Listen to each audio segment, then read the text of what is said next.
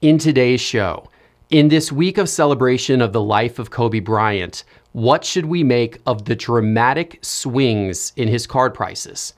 And ethically, when is it okay to sell your Kobe Bryant cards for a profit? We explore that in today's episode of Sports Card Investor, as well as an update on Zion's latest card prices. My name is Jeff Wilson. By day, I invest in tech companies. And at night, I invest in sports cards. Join me on my journey to profit from the hobby we all love. Hello, sports card investors, and thanks for joining me for this episode. Maybe a little more serious of an episode today than what we're typically used to having on this show, because we're dealing with kind of a sticky, difficult topic, and that is Kobe Bryant's card prices, people who have been selling his cards, people who have been buying his cards. What do we think about all of this? When is it okay to sell a player's cards in the face of a tragedy that happens to them? That's a big question, a question with no certain answer, but a question we're going to explore a little bit during this show today. But first, let me say this. This was a wonderful week of tributes to Kobe Bryant. I thought that the tributes that happened this week were wonderful. I loved the 24-second clock and the 8-second clock violations that a number of the NBA teams did. I thought that was tremendously creative, a great way to tip your cap to Kobe. Of course, LeBron's speech, absolutely riveting. The first game back at the Staples Center, full of emotion. It was wonderful to see Kobe honored. And then even the Grammy Awards, which happened last weekend, right after his death. The tone that they took, a much different tone than anybody would have expected prior, but a tone where they really, I thought, on extremely short notice, did a very good job of memorializing Kobe Bryant. And deservedly so, because as I said in my show last week, Kobe was somebody who was not just big in the sport and big in the hobby, but Kobe was somebody who had a big impact on the life of many, many people. He was doing good things. He was doing good things for his community. He was doing good things for others in need. And that is perhaps the biggest loss that we all have, is we have lost now not just a star, but somebody who was really great to the world and somebody who was doing a lot of good for a lot of people. It's tremendously sad that has happened. But the tributes were wonderful. They kept his memory alive. And the cards of him on eBay and the sales, people buying them, people selling them, there's been a lot of that this week, a lot. And just to go through the raw numbers. So on January 25th, the day before his death, 3 of his cards sold on eBay. Now that's his Topps Chrome and his Topps base rookie cards in PSA 10 or BGS 9.5 condition. So those are his premier cards, premier, I would say, kind of standard issue cards.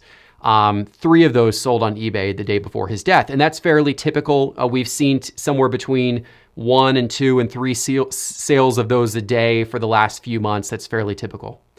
The following day, January 26th, the day of his death, 128 of those same cards sold on eBay that evening. 128. I have some mixed emotions on that. Part of me, I think a large number of people who were going to buy those cards were people who wanted to preserve the memory of him. They were people who were big fans of his. They were people who loved Kobe. They were people who wanted to have a memory, and they went on eBay and they bought a card because they wanted to preserve the memory of Kobe and have a keepsake. I also think that there were probably people who were on eBay that night that were looking for a quick flip, who were buying cards and looking to flip them and try to, make profit off of all of this happening. So it's likely a mixed bag of, what people were doing out of those 128 sales, but the very fact that there were 128 sales after being a couple of sales all of the days prior shows you the impact that his death immediately had on the hobby and people wanting to buy and sell his cards. The following day after his death, January 27th, there were 59 sales of those cards. And then the days after that, 36 sales, 34 sales, 22 sales. And then on Friday, it went back up to 31 sales. I think in part that was probably due to LeBron's speech.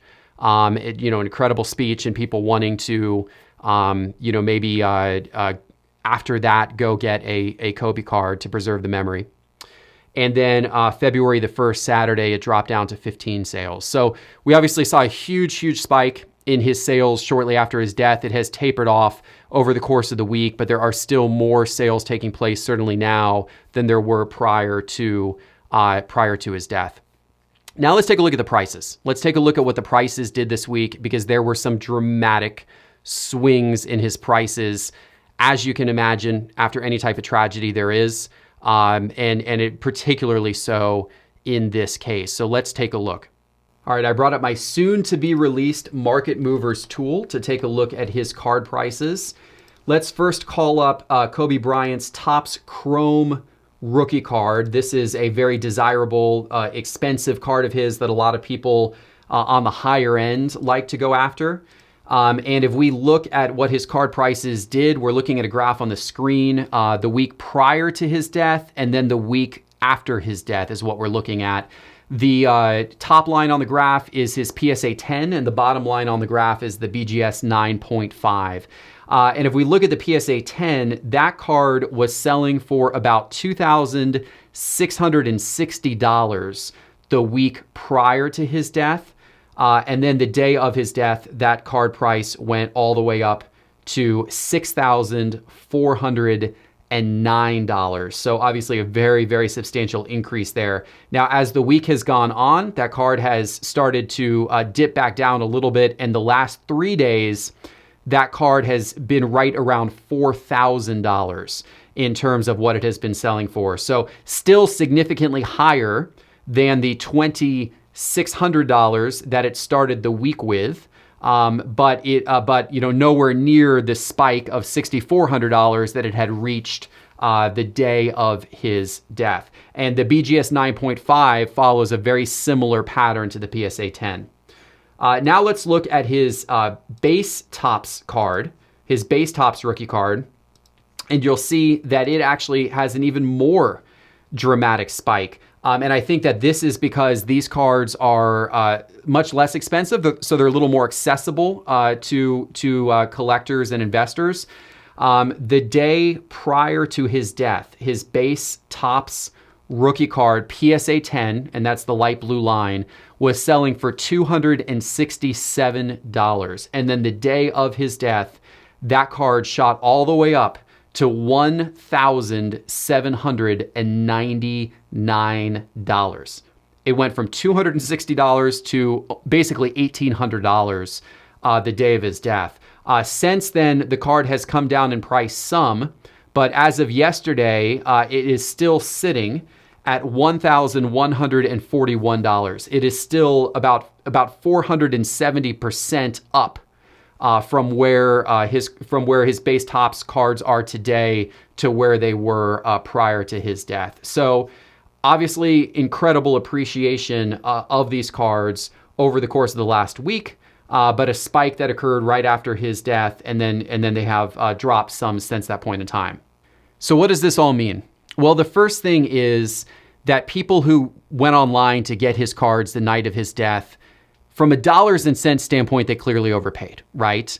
From an emotional standpoint, maybe not, because some of these people were probably really hurting. Some of these people were probably big fans of Kobe, and they had an emotional void that night. They had a sadness, and they wanted to have a piece of him, and that is priceless. If that is the reason why you went out and bought his cards right after his death, then God bless, and I understand.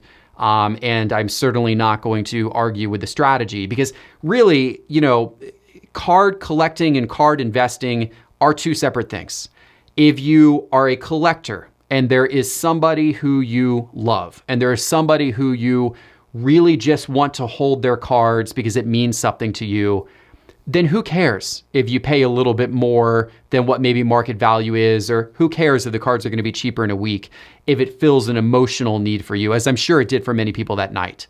If you're an investor, then you're looking at the dollars and cents of things. And if you were trying to buy Kobe cards ethics aside, if you were trying to buy Kobe cards because you wanted to hold them for a while and profit from them, or you wanted to flip them, then obviously buying them the night of his death was the absolute worst thing you could have done, because you are caught up in the instant reaction. You are caught up in the emotion of everybody doing that type of thing. And it's no different than if a player has something great happen to them. If a quarterback wins the Super Bowl MVP, which maybe we'll see tonight, his prices will spike over the course of the next couple of days because something just really, really great happened with that player. And that has an immediate impact because the hobby is very, very reactionary.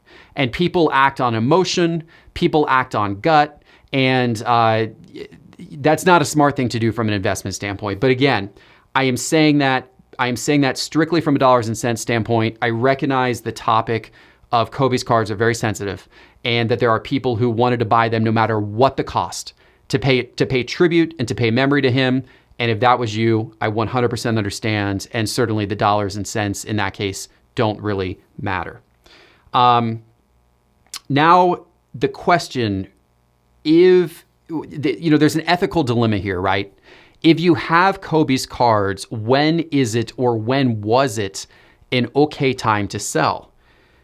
Part of me feels like if you were holding on to Kobe Bryant's cards and you went and you put them online the night that he died, part of me feels like that's really disrespectful. Part of me feels like you shouldn't be trying to profit as directly as you were off of somebody's passing. The other part of me feels like, well, what if you had bought these cards a few months ago, anticipating him getting into the Hall of Fame, and you were already planning on flipping them when he got into the Hall of Fame? I did an episode about this back in October. In October, I suggested to you that you should buy Kobe Bryant cards. And the reason why is I said, buy them now, and when he's announced that he's getting into the Hall of Fame this year, his cards will go up in value, and that would be a good time to sell. By the way, the Hall of Fame announcement is coming in April. So if you had bought his cards when you saw my episode in October, and then he passed, you might be thinking to yourself, well, heck, this is the hottest time to sell his cards. Was it wrong to go onto eBay that night and put his cards up? When is it okay? Would it have been okay the next day or the day after that or the day after that? That is a really, really gray area. And it is an area that unfortunately doesn't have a right or wrong answer. Now, I will tell you, I did not sell any Kobe Bryant cards. I did not. But I understand some who did. And yet, at the same time, I wouldn't have done it myself. And it's so that's the hard dilemma about this. And everything about this is gray. And I feel in general, my feeling and my thought about life in general is there's so much gray. There's so much interpretation to where the line between right and wrong is. And everybody has a little bit different place that they put that line. And in fact, even the institutions in our society that we set up that try to make things black and white, like for example, our court system, our criminal justice system, you're either guilty or you're not guilty. We try to make it black and white, but you know what? It's not black and white, because you can be guilty, but then the judge gets to assess a penalty, and the penalty is a sliding scale. You could be guilty of a crime and get a fine. Another person could be guilty of the exact same crime and end up in jail for a year because the judge saw their case as more serious than your case, even though it was the same crime that was committed. It's gray. It's not black and white. And the same is true in the sports world. Sports attempts to be a very black and white thing. You either won the game or you lost the game. There is a scoreboard. That is the ultimate black and white. However, every element around that is tremendously gray. And even the scoreboard doesn't tell the complete story. Do you really think that the undefeated Patriots were a worse team than Eli Manning's Giants that year that the Giants knocked off the Patriots in the Super Bowl? I personally think that Patriots team was one of the best teams of all time, and certainly better than the Giants.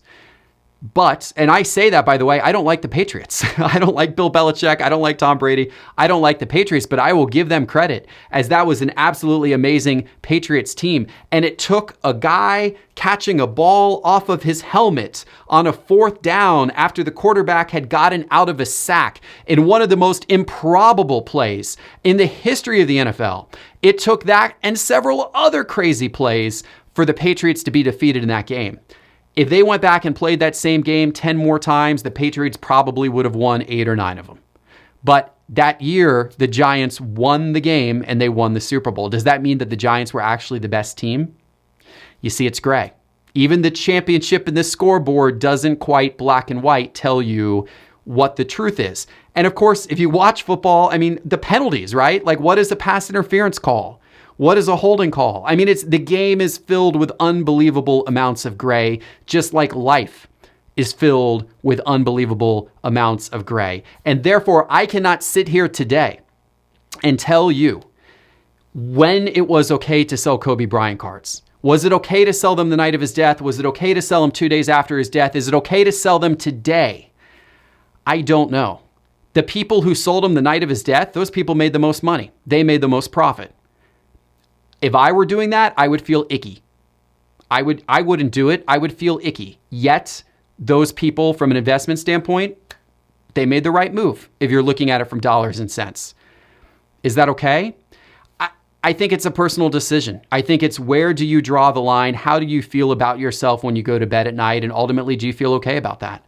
And I think that there are people out there who bought his cards for a specific reason. They bought them to sell them, to flip them at some point in time. They bought them prior to his death, and then they put them up on eBay immediately after his death. And, you know, is that okay? I understand it to a degree if they were planning on flipping it anyway, but it feels icky. I don't know. I'd love to hear what you think. Let me know in the comments below if you're watching on YouTube. I know this is, you know, kind of a sensitive conversation and a sensitive discussion, but I think it's one that has to be had. Because with what his card prices have done this week, with what, with the volatility of the market and certainly the high transaction volumes of his cards, if I didn't talk about it, if I didn't report on it, then I feel like I'm ignoring something really big that is happening in the hobby. And honestly, I think a lot of people have stayed away from it. I think a lot of the podcasts and a lot of the, the bloggers and people on social media, they have stayed away from this topic this week because it's sticky and it's icky.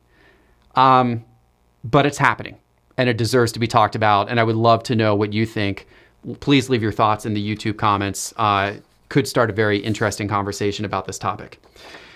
All right, so let's make it a little bit lighter. Let's talk about Zion.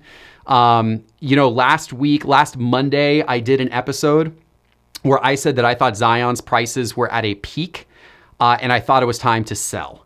And there were people who didn't like that. There were people who told me, Zion's going to be an all-time great, and I don't have an accurate read of the market, and ignore my advice, and my advice is bad. Fine. Let's see what Zion's card prices have done since that episode. Okay, so I've called my market movers tool back up here. Let's look at Zion's card prices since the day I put my episode out on January 27th. That's the very beginning of this graph where I said that I thought we were at a peak with Zion's card prices and I thought that they were going to start to fall. On January 27th, his silver card, his silver raw card from Prism was selling for an average of $689. And as of today, that card is selling for an average of $500. The card is down 27.5% over the course of this week. Now, I offer this information to you not as in I told you so, but as a warning of a sign of things to come, I feel, with Zion. It's going to be volatile. Will his prices continue to drop? I think that they could continue to drop a little bit. A 27% decrease in prices in 1 week is pretty significant. I thought that was going to happen. It has played out that way.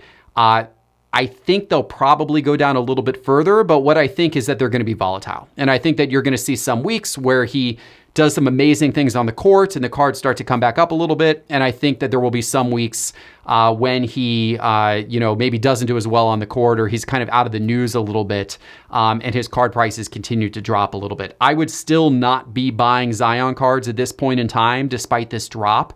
I think that this is a correction in the market that was needed.